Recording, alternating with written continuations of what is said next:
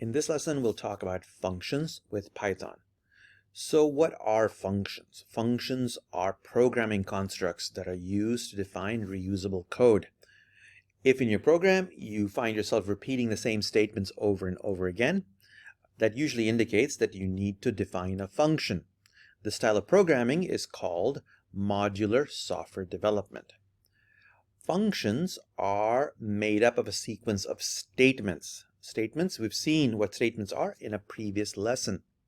We've already seen what functions look like in practice. The function print, for example, is used to output data to the screen. The function input is the other way around, which is used to read data from a keyboard, give it back to you.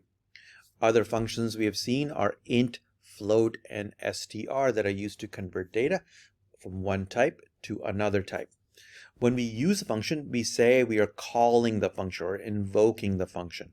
Calling or invoking a function causes the statements that make up the function to be executed one after another.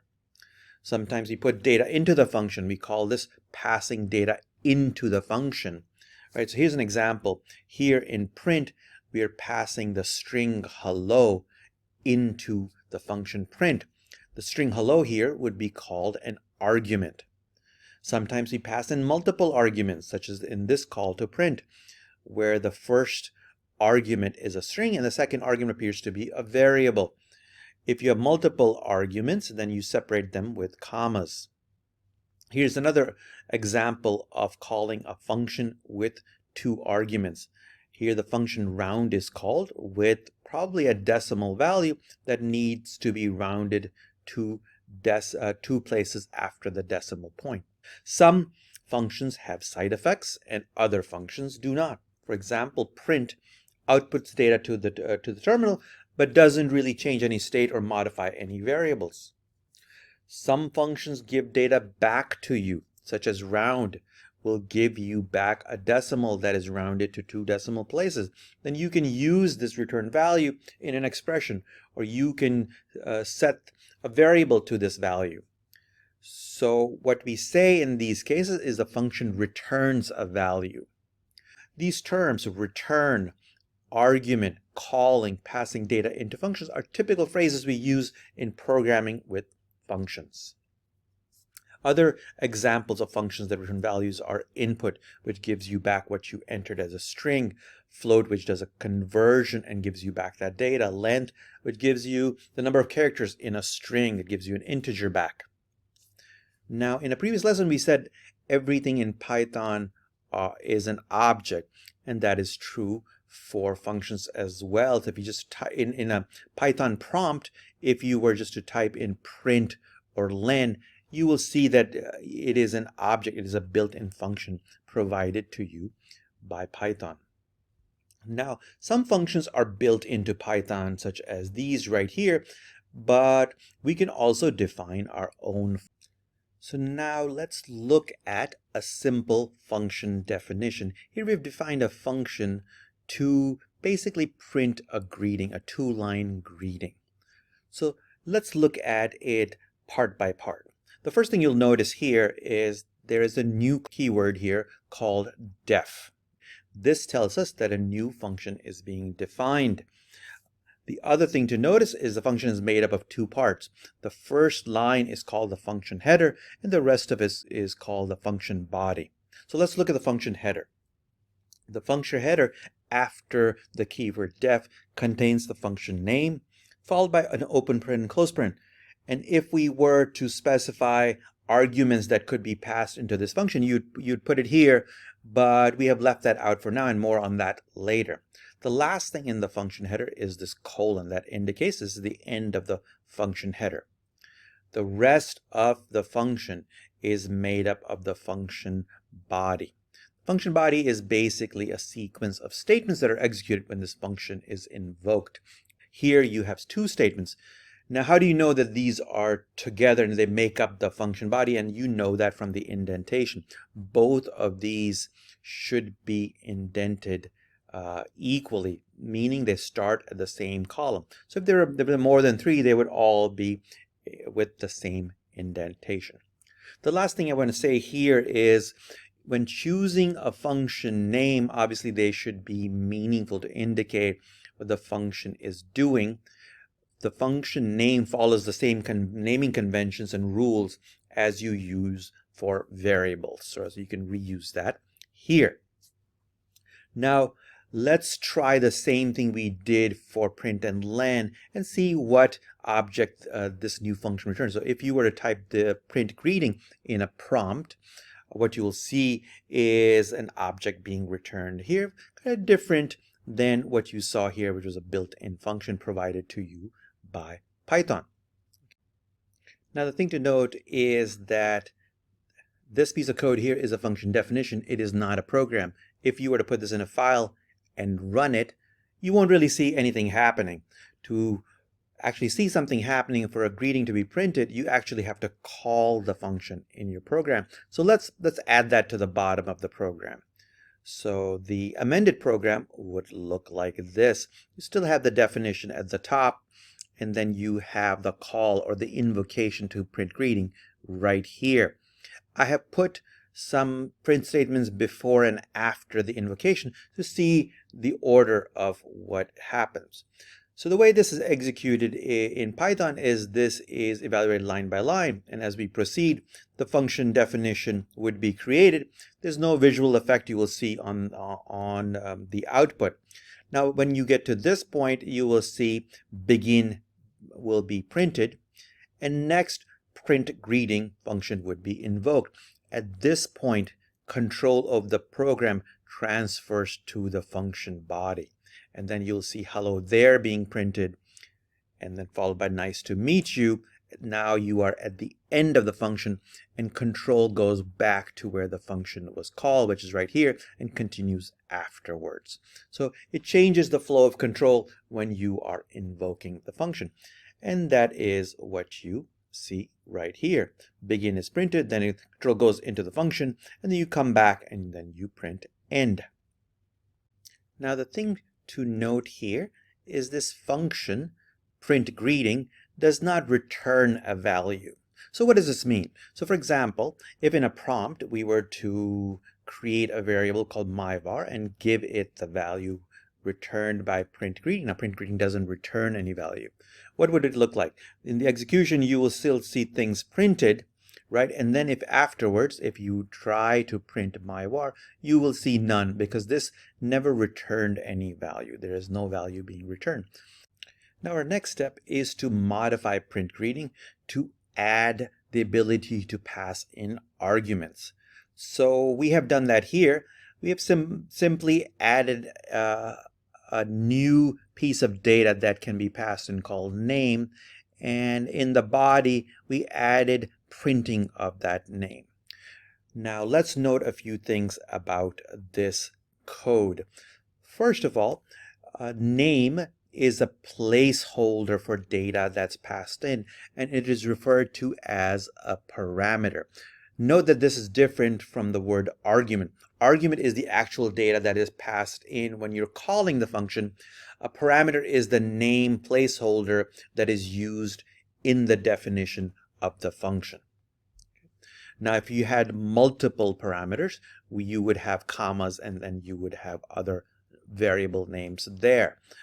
Notice in the call of print greeting, now we have to modify that as well, and then we pass in Sunita as a string as the argument that is passed into the function print greeting. One thing to note here is that if we were to run this as is, it would nicely print begin, then hello there Sunita exclamation, nice to meet you, and then end. But variables in Python are not typed. So if you were to pass in a 5 here, as in this example, it'll still work. It'll look a bit strange, but it will still work, right? So we've also pointed out the difference between a parameter and an argument. So do note that we sometimes use the term argument when we're actually calling and passing in real data, and parameter is the term we use for the placeholder or the variable that is used within the function definition. We can also have multiple parameters, as I have said.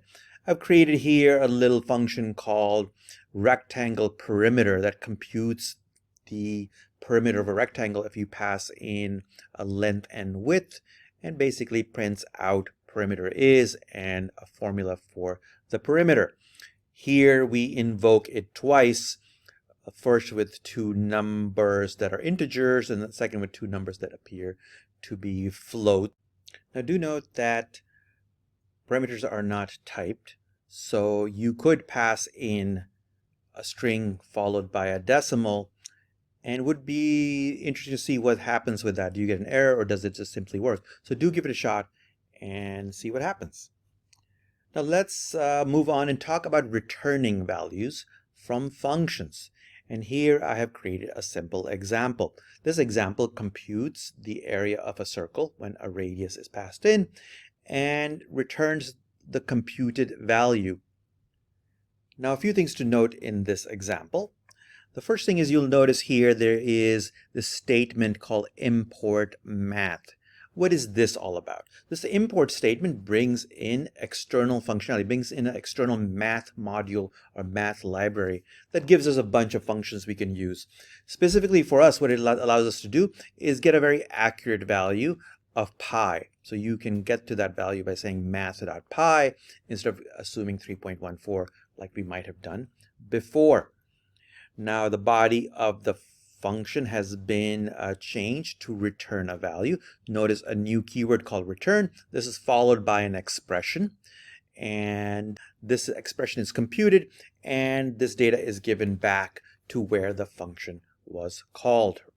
Now let's look at where the function is called. So it's called twice with two different numeric values. In each case, the returning data is assigned to a variable, area 1 and area 2, and in the end the two variables are printed.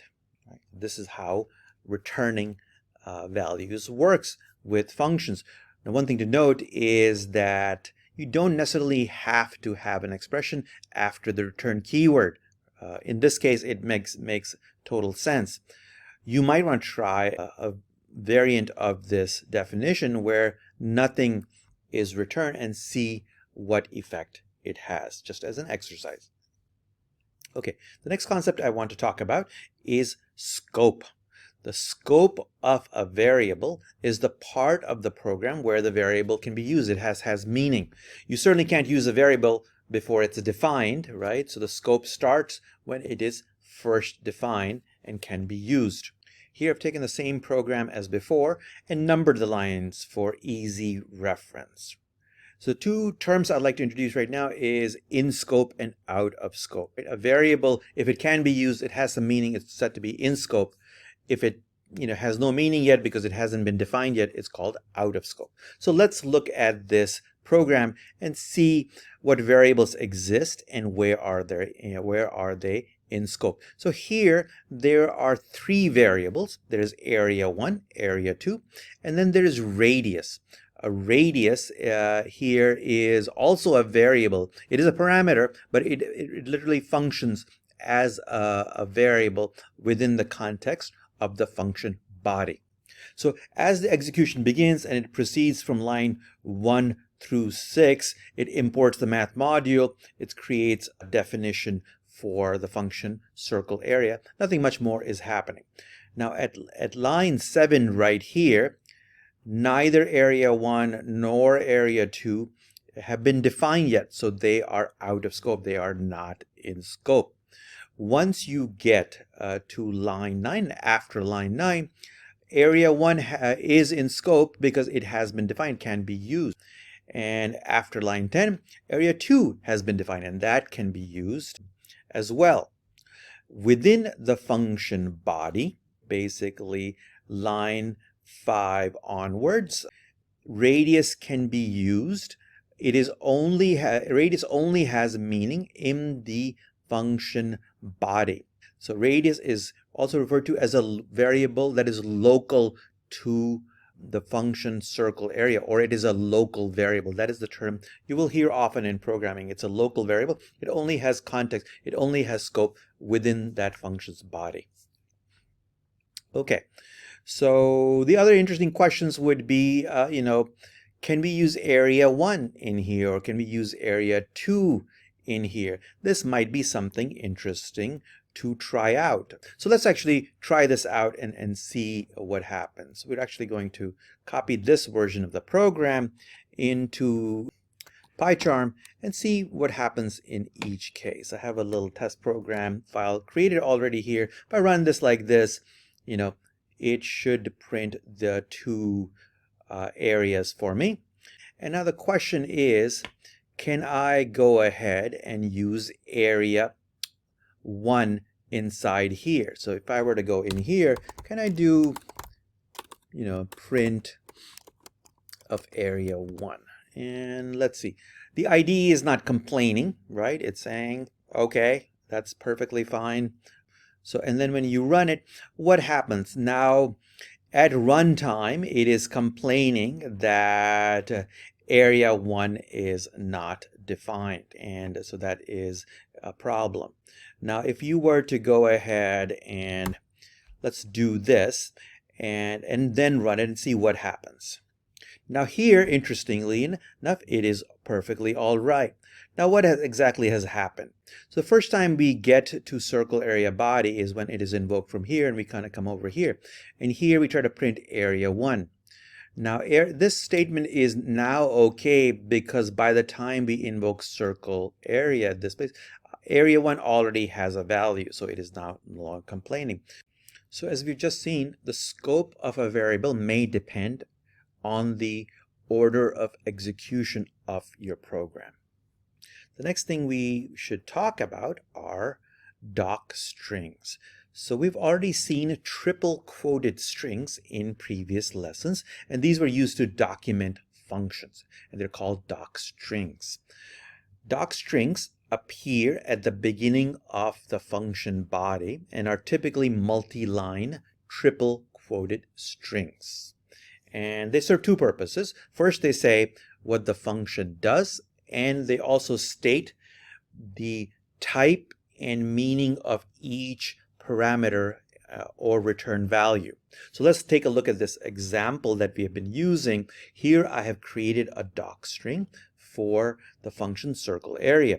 It describes what the function does and describes what the meaning and type of the parameter is.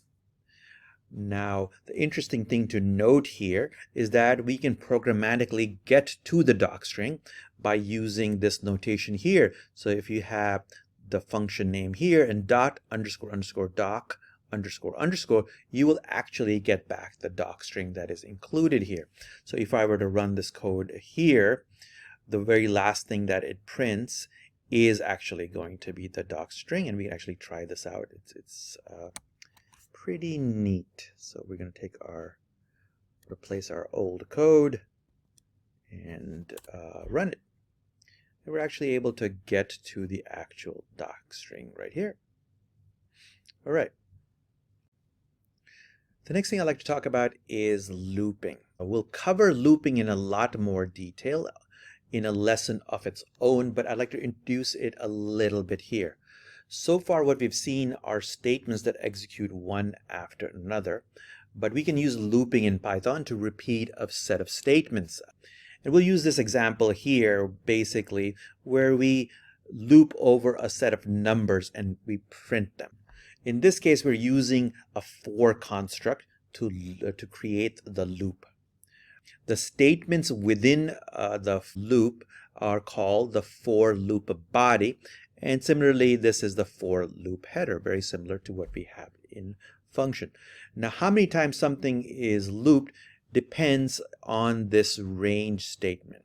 So in this case, if you had range 5, for example, then the body would be looped 5 times. And we'll talk a lot more about what range is in a later lesson, but that's all I'd like you to know about it for now. And then every go around of the loop is called an iteration. So if you go around once, it's called the first iteration, second iteration, and so on. And at each iteration, the value of I is incremented once. It starts with a 0 and it's incremented. So if you have range 5, it would go from 0, 1, 2, 3, 4. And in this case, the print statement would print exactly those things. That is pretty much all I'd like to introduce here so we can start using some looping in our programs. Now, a few things to note is we have some new keywords that are being introduced here. For is a keyword, and in is a keyword that is introduced there. Okay. The last thing I want to cover is this function method called main. In Python, our execution, starts at the very first line, as we have seen.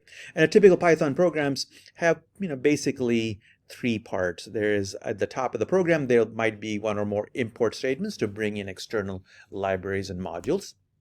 And then you would have a bunch of function definitions, and then you would have your main program, which is made up of one or more statements. So that's what I've shown here. Now note that the import statements and the function definitions cause external functionality to be brought in or new functions to be created, but really don't have any kind of other visual effect on the state of the program. The execution of the program really starts at the one or more statements at the bottom of the program. Now, in other programming languages, these statements are encapsulated in a function called main. Java and C++ force you to do that, and that's where your program will start. Python doesn't force that upon us, but it is still a good idea to encapsulate the statements at the bottom into a function called main. That is exactly what we have done here with the program that we've been working with. The three statements that we had at the bottom earlier now have been encapsulated in its own method called main, and then we include a call to main at the bottom. Right? All right. So this has been a lesson on functions, how to define them and how to use them. Thank you.